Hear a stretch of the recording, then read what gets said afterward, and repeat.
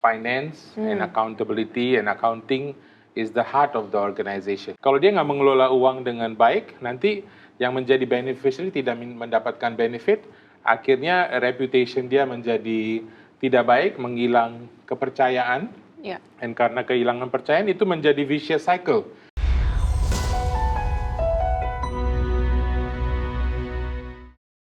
Hai sahabat Iksa, selamat datang kembali di Iksa Podcast hari ini. Saya dengan Naomi, your host for Iksa Podcast. Jauh-jauh diimport dari Bombay tapi sudah menjalankan proses naturalisasi. Di sini saya dengan Pak Manish Kidwani. Hai Pak Manish, selamat datang. Ini adalah expertnya keuangan, akuntansi. Banyak banget posisinya Pak Manish. Maaf sekali saya nggak bisa ingat, soalnya saya takut salah nih Pak. Tapi boleh silakan Pak Manish melakukan introduction. Yes. Ini adalah CEO dan juga guru. Aduh, thank you. Yeah, so a quick introduction. Like I said in your previous episode, bahwa saya adalah CEO and founder of an education institution in Indonesia called London School of Accountancy and Finance. Saya also bergerak di bidang advisory firm in Singapore untuk bringing investors from Japan and China to Indonesia. So saya benar-benar di dunia advisory, accounting firm, education. So that's what I do. Wah, keren sekali Pak Manish. Tadi sebelumnya saya dengan Pak Tony sebenarnya ada membicarakan mengenai hal-hal tata kelola yang bersangkutan kepada keuangan. That's right. Apa komentar Pak Manish dari hal tersebut?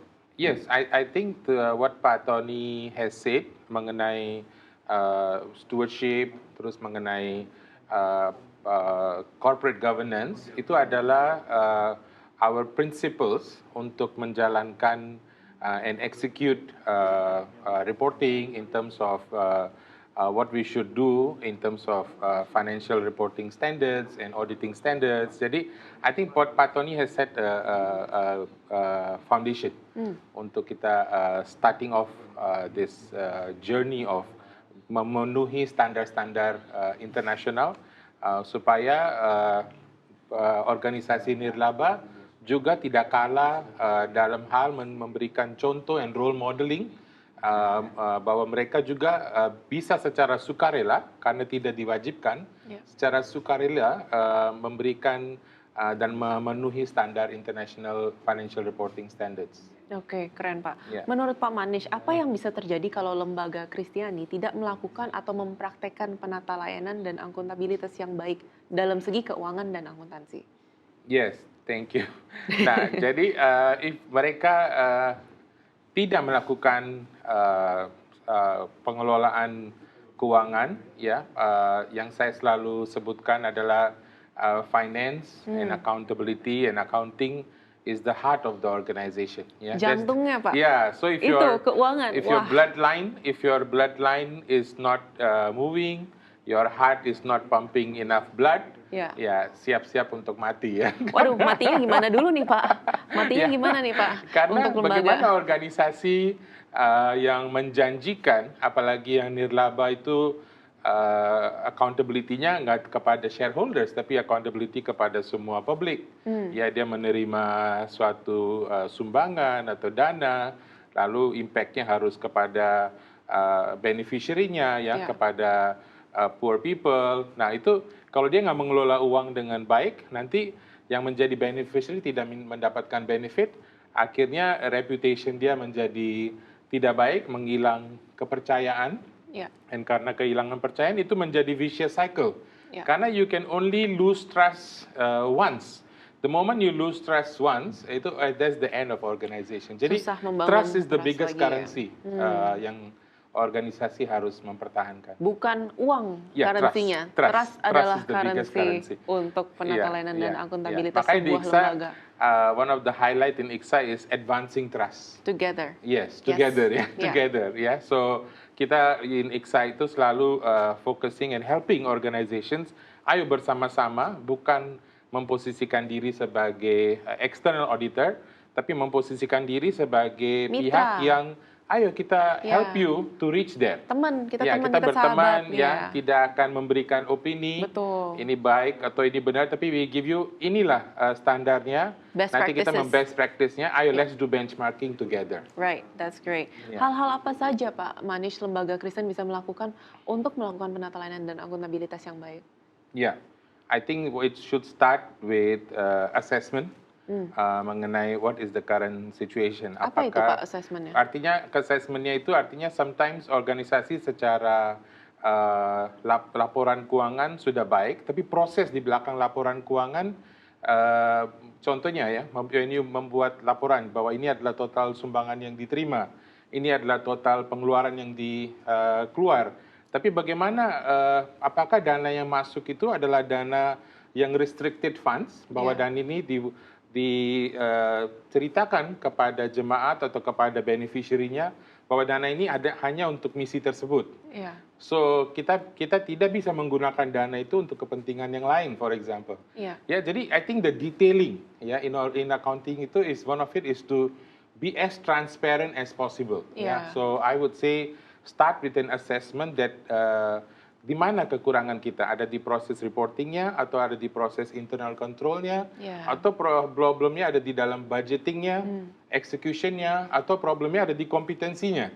Maybe they have the right intention, tapi tidak memiliki enough competent people to do the right reporting. Kayak medical check up gitu ya so Pak you have to start with the medical check up, kita transparan, ini masalahnya di jantung atau di mana, jadi kita bisa tahu hal yang diobatin tuh yang mana yang perlu begitu. Correct. Yang perlu melakukan medical check up ini dan bertanggung jawab kepada medical check up tersebut siapa Pak, yang di dalam sebuah lembaga Kristiani yang harus bertanggung jawab gitu Pak terhadap pelaporan dan hal-hal keuangan tersebut. Sering punya persepsi bahwa yang bertanggung jawab adalah bendahara. Kayak Pak Manish sendiri. But I think we have to see the bigger picture, bahwa yang memiliki tanggung jawab adalah yang diberikan trust by the organization, yaitu adalah board. Boardnya itu adalah dewannya. So the board yang mendapatkan mandat, mendapatkan kepercayaan bahwa saya memberi. So board bisa mendelegasikan tasknya, bahwa task untuk pengelolaan keuangan kami berikan kepada bendahara, tapi dia tidak bisa mendelegasikan tanggung jawabnya.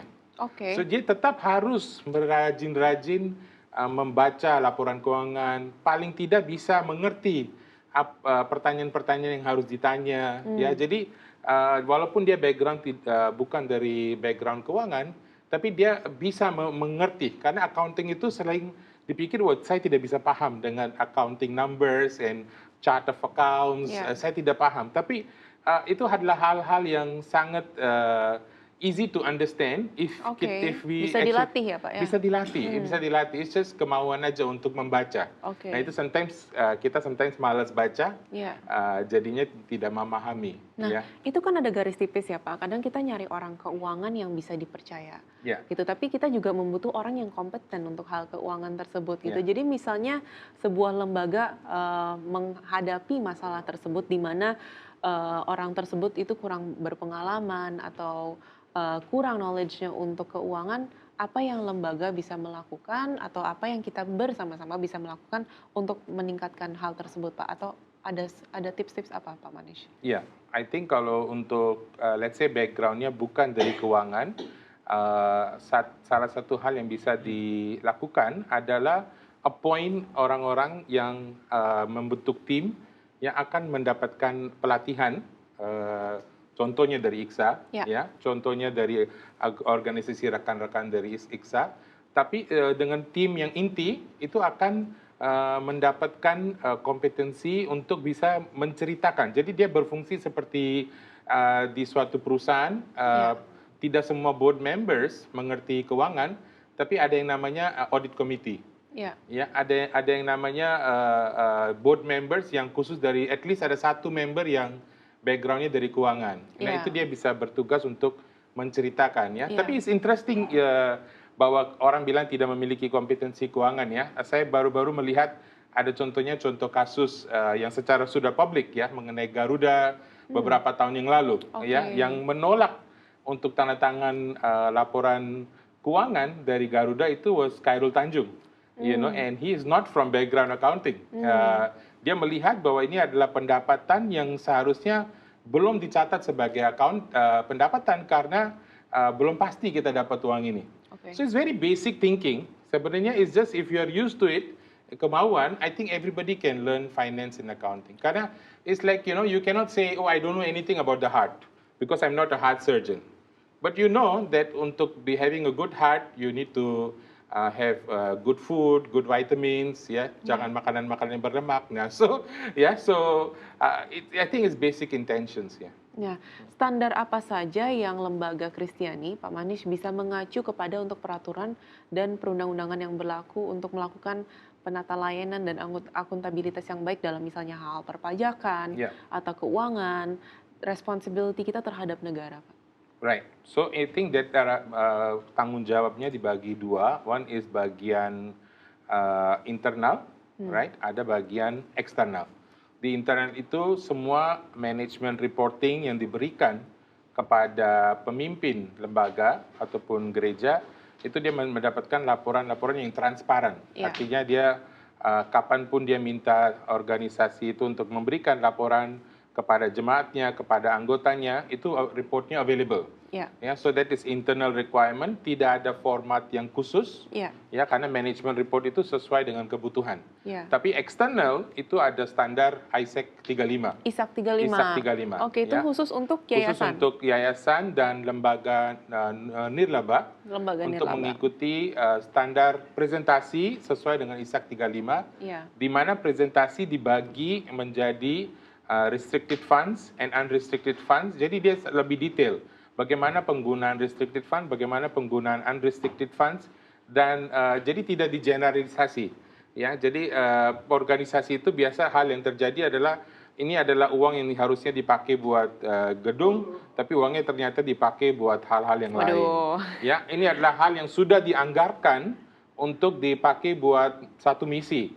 Tapi ternyata anggarannya dipakai buat yang lain. Jadi switching budget. Kenapa? Karena para pemimpin harus lebih giat lagi untuk melakukan perencanaan, planning. Itu mestinya nggak boleh dilakukan, gitu ya Pak. So we are supposed to follow that, karena budgeting itu memaksa kita untuk planning. Jadi ada hal-hal penting apa Pak dari ISAC 35 itu untuk sahabat IKSA bisa mengetahui poin-poin yang paling penting dari ISAC 35 untuk mereka bisa mempraktekkan sendiri?